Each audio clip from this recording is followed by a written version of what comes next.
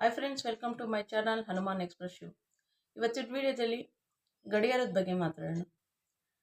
ಗಡಿಯಾರ ಗಡಿಯಾರ ಅಂದರೆ ವಾಸ್ತು ಪ್ರಕಾರ ತುಂಬ ಒಳ್ಳೆಯದು. ಅದು ಯಾವ ದಿಕ್ಕಿಗೆ ಹಾಕಬೇಕು, ಯಾವ ದಿಕ್ಕಿಗೆ ಹಾಕಿದ್ರೆ ಒಳ್ಳೆಯದು, ಯಾವ ದಿಕ್ಕಿಗೆ ಹಾಕಿದ್ರೆ ಕೆಟ್ಟದ್ದು, ಅದ್ರ ಬಗ್ಗೆ ಮಾತಾಡೋಣ. ಕೆಲವೊಂದು ವಿಷಯಗಳು ತಿಳ್ಕೊಳ್ಳೋಣ ಗಡಿಯಾರದ ಬಗ್ಗೆ. ಬನ್ನಿ ಫ್ರೆಂಡ್ಸ್. ಇವಾಗ ಗಡಿಯಾರ ಕೆಲವೊಂದು ನಡೆಯೋದೇ ಇಲ್ಲ, ನಿಂತೋಗಿರುತ್ತೆ, ಓಡೋದಿಲ್ಲ. ಅಂಥ ಗಡಿಯಾರಗಳನ್ನ ದಯವಿಟ್ಟು ಮನೆಯಿಂದ ತೆಗೀರಿ. ನೆಗೆಟಿವ್ ಥಿಂಗ್ಸ್ ಅದು ಬರುತ್ತೆ. ಯಾವುದೇ ಗಡಿಯಾರ ಓಡ್ತಾ ಇರಬೇಕು ಹೊರತು ನಿಲ್ಬಾರ್ದು. ರಿಪೇರಿ ಆಗಿದ್ರೂ ಚೆನ್ನಾಗಿರುತ್ತೆ, ಯಾರೋ ಗಿಫ್ಟ್ ಕೊಟ್ಟಿದ್ದಾರೆ, ಒಂದು ನೆನಪಿಗೋಸ್ಕರ ಇಟ್ಕೊಂಡಿರ್ತೀರ. ಆ ಥರ ಗಡಿಯಾರನ ಇಟ್ಕೊಬೇಡಿ. ಕೆಟ್ಟಿರೋ ಗಡಿಯಾರನ ಇಟ್ಕೊಬೇಡಿ. ಹಾಗೆ ಮುರಿದೋಗಿರೋ ಗಡಿಯಾರ ಕೂಡ ಇಟ್ಕೊಬೇಡಿ, ಅದನ್ನು ತೆಗೆದುಬಿಡಿ. ಯಾವುದೋ ಗಿಫ್ಟ್ ಆಗಲಿ, ನೆನಪಿಗಾಗಲಿ, ಒಂದು ಇದಕ್ಕಾಗಲಿ ಯಾವುದೇ ರೀತಿ ಗಡಿಯಾರನ ಇಟ್ಕೊಳ್ಳೋಕೆ ಹೋಗ್ಬೇಡಿ. ಹಾಗೆ ಗಡಿಯಾರ ರೌಂಡ್ ಶೇಪಲ್ಲಿರೋ ಗಡಿಯಾರ ತೊಗೊಳ್ಳಿ. ಯಾವುದೇ ಡಿಸೈನ್ ಆಗಿರೋದು ಆ ಥರದ್ದೆಲ್ಲ ತೊಗೊಳ್ಬೇಡಿ. ಗಡಿಯಾರಕ್ಕೆ ಯಾಕೆ ಅಷ್ಟೊಂದು ಮಹತ್ವ ಕೊಡಬೇಕು ಅಂದರೆ, ಸಮಯ ಅನ್ನೋದು ಎಲ್ಲರಿಗೂ ಇದ್ದೇ ಇರುತ್ತೆ. ಇವಾಗ ಯಾರೋ ಒಬ್ಬರು ತೀರೋದಂದರೆ ಅವ್ನ ಟೈಮ್ ಬಂತು ಹೊಂಟೋದ್ರು ಅಂತಾರೆ. ಅಲ್ಲೂ ಕೂಡ ಟೈಮ್ ಅನ್ನೋದು ಒಂದು ಇಂಪಾರ್ಟೆಂಟ್ ಆಗಿ ಹೇಳ್ತಾರೆ. ಹಾಗೆ ಕಾಲ ಆಯಿತು, ಕಾಲ ಬಂತು ಒಂದು ಅಂತಾರೆ. ಕಾಲ ಅಂದ್ರೂ ಕೂಡ ಟೈಮ್, ಆ ಟೈಮ್ಗೆ ಅಷ್ಟು ಇಂಪಾರ್ಟೆಂಟ್ ಕೊಡ್ತಾರೆ ಜನ.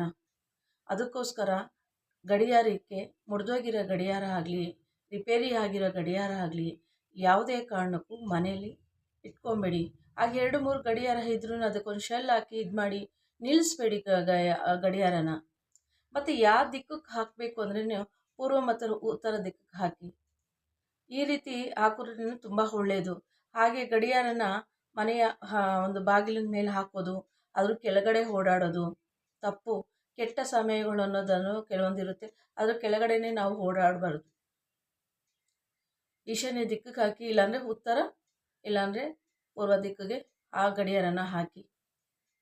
ಹಾಗೆ ಇದರಿಂದ ಕೂಡ ನಮಗೆ ಈ ರೀತಿ ಪೂರ್ವ ಮತ್ತು ಉತ್ತರ ದಿಕ್ಕಿಗೆ ಹಾಕಿದ್ರೆ ನಮಗೆ ಅಭಿವೃದ್ಧಿ ಕೂಡ ಆಗುತ್ತೆ, ಹಾಗೆ ಸಂಪತ್ತು ಕೂಡ ಬರುತ್ತೆ, ನಮಗೆ ಒಳ್ಳೆ ಟೈಮು ಬರುತ್ತೆ. ಹಾಗೆ ಕೆಲವ್ರು ಏನು ಮಾಡ್ತಾರೆ, ಫಾಸ್ಟಾಗಿ ಇಟ್ಟಿರ್ತಾರೆ, ಇಲ್ಲ ಸ್ಲೋ ಆಗಿ ಇಟ್ಟಿರ್ತಾರೆ. ಆ ರೀತಿ ಎಲ್ಲ ಇಡಬಾರ್ದು. ಫಾಸ್ಟಾಗಿ ಏನಾದ್ರು ಟೈಮ್ ಏನಾದ್ರು ಇಟ್ಟರೆ ಕೆಲವೊಂದು ಕಾರ್ಯಗಳು, ನಮಗೆ ಏನೋ ಒಂದು ಕಾರ್ಯ ಆಗಬೇಕು, ಏನೋ ಒಂದು ಕೆಲಸ ಆಗಬೇಕು, ಅದು ಮುಂದಕ್ಕೆ ಹೋಗುತ್ತೆ. ಹಾಗೆ ಸ್ಲೋ ಆಗಿ ಇಟ್ಟರು ಕೂಡ ಅದು ನಮ್ಗೆ ಯಾವುದೇ ಒಂದು ಕೆಲಸ ಆಗಬೇಕಾದ್ರೂ, ಏನೇ ಒಂದು ಕಾರ್ಯ ಆಗಬೇಕಂದ್ರೂ ಸ್ಟಾಪ್ ಆಗಿಬಿಟ್ಟು ಅದು ಹಾಳಾಗುತ್ತೆ. ಅದಕ್ಕೋಸ್ಕರ ಹೇಳ್ತಾ ಇದ್ದೀನಿ, ಯಾವುದಕ್ಕೆ ಇದನ್ನು ಫಾಸ್ಟಾಗಿ ಇಡಬೇಡಿ, ಹಾಗೆ ಸ್ಲೋಗೂ ಇಡಬೇಡಿ. ಮಾಮೂಲಿ ಟೈಮ್ ಹೇಗಿದೆಯೋ ಹಾಗೆ ಅದನ್ನು ಇಡಿ ಫ್ರೆಂಡ್ಸ್. ಈಗ ಇದೇ ರೀತಿ ಇನ್ನು ಸಾಕಷ್ಟು ವಿಷಯಗಳಿದೆ, ಅದನ್ನು ಖಂಡಿತವಾಗ್ಲೂ ನಾನು ತಿಳಿಸ್ಕೊಡ್ತೀನಿ. ಹಾಗೆ ಈ ವಿಡಿಯೋನ ಲೈಕ್ ಮಾಡಿ, ಸಬ್ಸ್ಕ್ರೈಬ್ ಮಾಡಿ. ಎಲ್ಲೂ ಸ್ಕಿಪ್ ಮಾಡ್ತೀರಾ, ಫುಲ್ ನೋಡಿರ್ತೀರಲ್ವ ಫ್ರೆಂಡ್ಸ್. ಹಾಗೆ ನಮಗೆ ಸಬ್ಸ್ಕ್ರೈಬ್ ಮಾಡೋದನ್ನ ಮರಿಬೇಡಿ. ನಿಮ್ಮ ಸಪೋರ್ಟ್ ಇರಲಿ ಫ್ರೆಂಡ್ಸ್. ಈಗ ಗೊತ್ತಾಯ್ತಲ್ವಾ.